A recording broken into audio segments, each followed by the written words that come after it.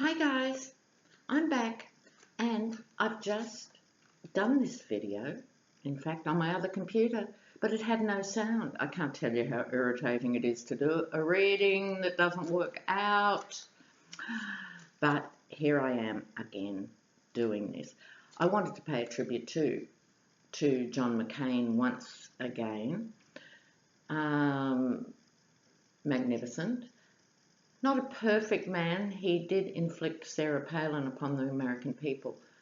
But outside of that, his achievements are amazing. And it must have given Trump the screaming shits to have days and days of accolades around this man. And don't you feel, viewers, McCain is going to work on this from the grave. And you wouldn't want to be haunted by John McCain. So good luck with that pussy grabbing absolute bastard. So, having paid that rather unorthodox tribute, I'm going to move on now. NAFTA, Trump's war on Canada, bizarro. What's he got in for Canada? It's just not right, viewers, just not right. Just doesn't even sound right, like. And also he famously said, of course, before he met Trudeau, that time he didn't even look at the figures. He didn't know what the trade differential was between the two countries. He's just an ignoramus on roller skates. It's just all so disruptive and so stupid. So what's happening with NAFTA?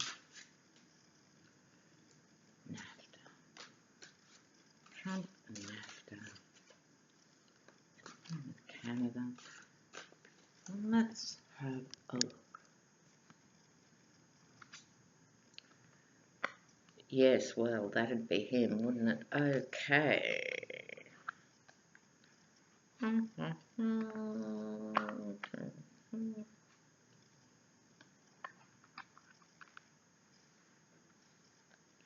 Yes. It's all about him, it's all about him. Viewers, I'm using the Japarides death. People have been asking me, it's the Japaridze, I don't know how to pronounce it. If someone does know, please send me the phonetic spelling. Okay, on top of this, you've got the Stranger of Tides. This is the equivalent of the Knight of Cups. So this is definitely Trump, strange though he is, and it's an emotional thing, we know this. He's just a ball of emotion. He has the maturity of, I don't know, a newly born cane toad.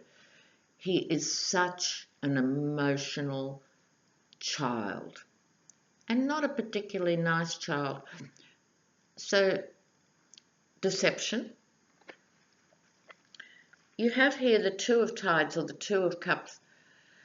It's two wolves speaking.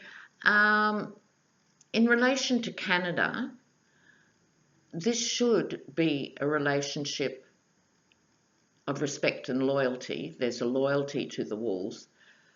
But Trump sort of brings to mind those other qualities that are attributed to wolves.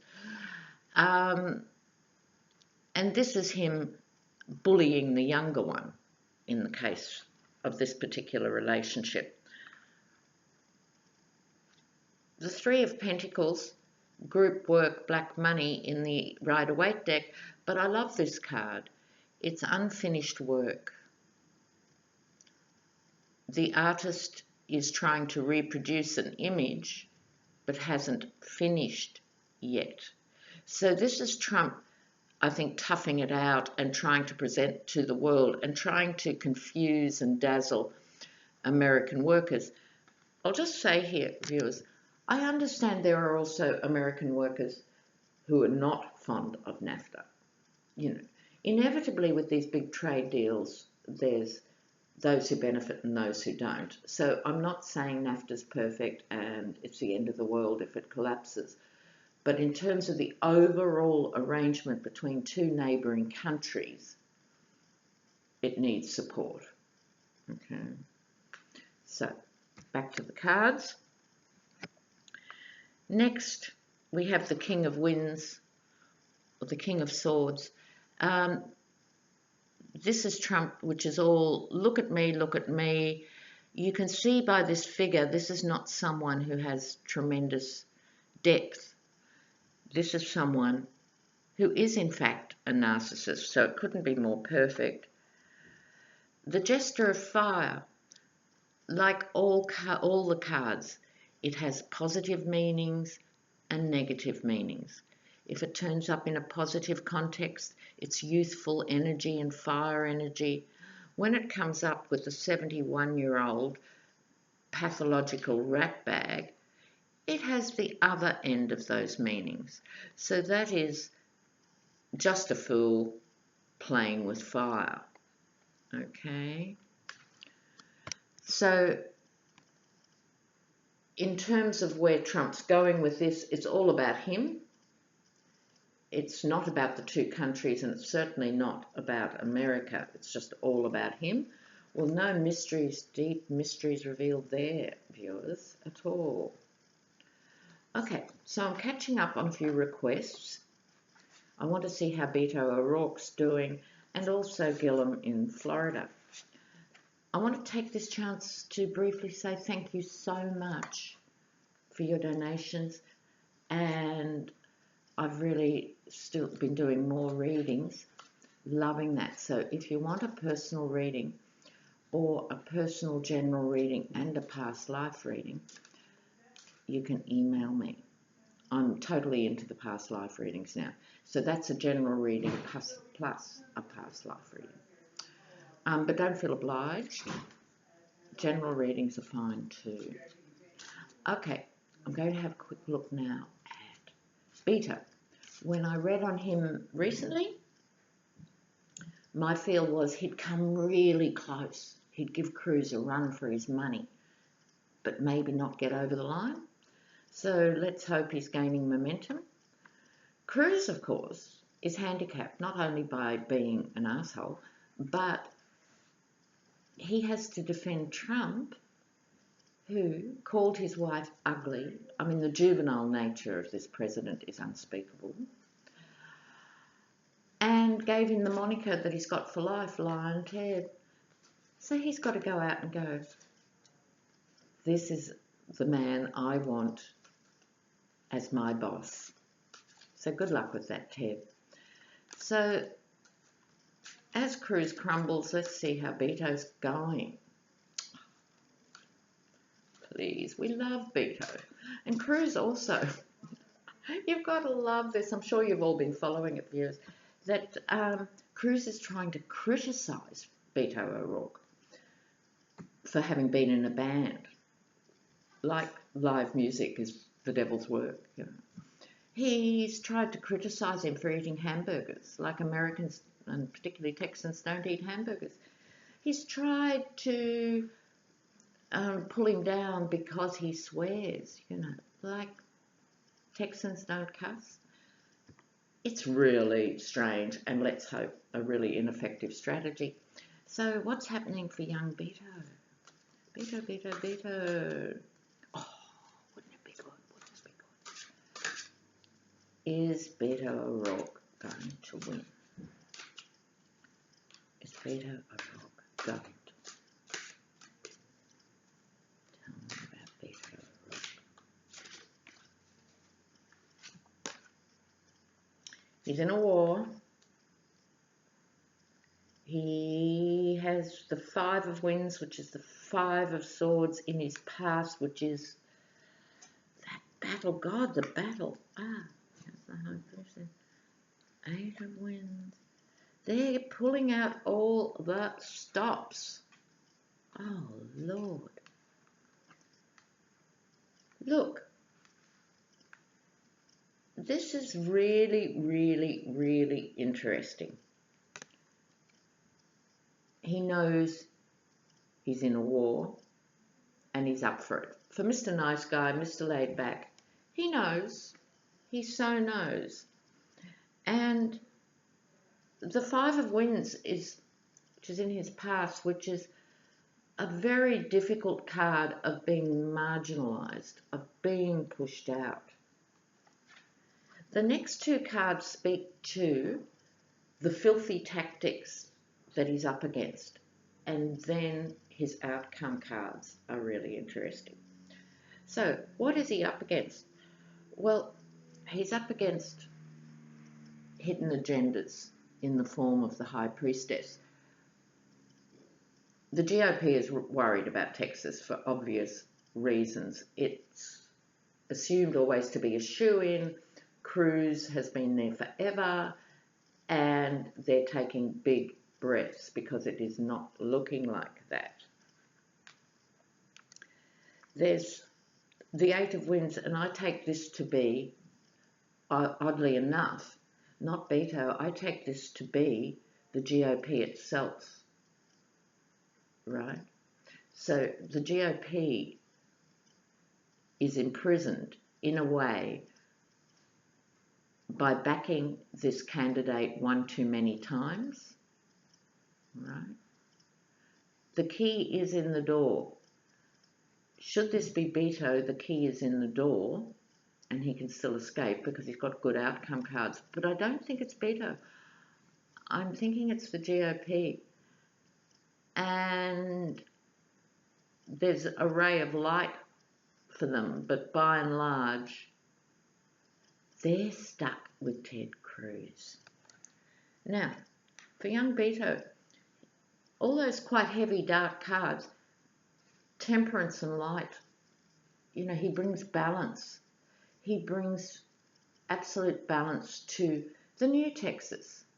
And lest we forget, Texas, well, was Mexico until those wars of 1860 or whenever, the Alamo and all that. And he understands that the future of Texas, like so many other places in the United States, is in decency and respecting the demographic that is the real America. So he's bringing a huge counterbalance to what is assumed about Texas. There's lots of really nice Texans who actually understand and appreciate Hispanic culture and food. So it's not all these, you know, rednecks in dark corners. So Beto, just being the age he is, represents Texas as it is, not as it was, which is what the whole national conversation is really about. And he's got the Ace of Fire. He's got the fire in his belly, and he's got the primary surge of Wands energy and a new start. So this is looking really good for Beto. Absolutely good. And I would go as far as to say he'll either win, or if he doesn't win outright and Cruz squeaks in, look out, 2020, there's going to be a new complexion across the nation, and Beto O'Rourke represents that new face. So now, we're moving to Florida. Oh, before I forget, viewers, next week I'm going up to Sydney, and David Johnson and I will be doing joint videos on the midterms. We're all itching to know, of course, what's happening with the midterms, so we thought we'd do joint videos, him doing psychic channeling, me doing the cards. So that'll be our contribution to what's happening with the midterms. That'll be such fun. Love Dave. Moonrise, for those who haven't caught up with Dave. Okay, this is on Gillum and the gubernatorial race in Florida. Okay, so will Gillum win? Just a quick one on this. Will Gillum win? Let's have a look. Judgment. Ooh. is it going from here? Look, I think the problem with Gillam is he gets the judgment card. Sorry, viewers, just the judgment card. His hands aren't completely clean. Unfortunately, there's FBI exploration of deals that were struck in, where is he, Tallahassee? His hands aren't altogether clean. I'm hoping that it doesn't impinge on him in this race. He does get the 5 of Gardens, which is out in the cold, but it isn't his pass.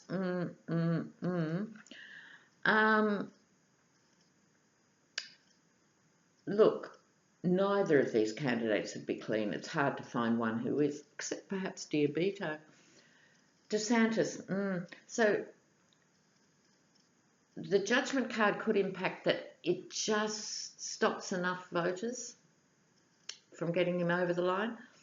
He has the African Americans vote, of course, the Queen of Gardens, the Queen of Pentacles. There's a woman behind him who is immensely supportive. Is his mum still with us? I think he also has great weight from very articulate African American women in that community lobbying for him. So he has that on his side.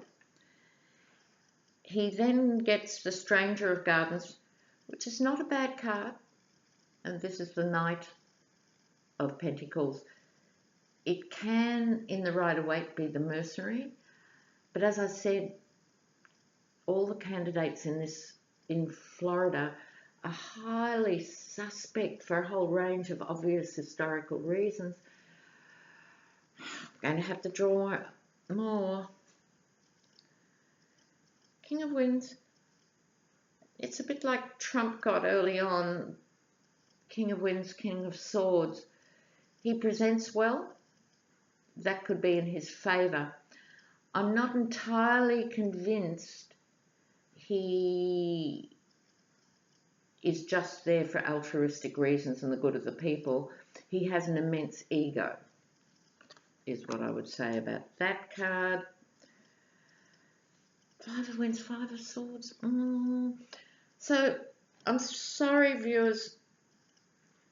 This layout is saying, this particular spread is saying no to winning. However, it could be that this is a preemptive spread in the case of shedding a bit more light on his character, which is more complex and a bit more compromised than we'd like, and he still might win.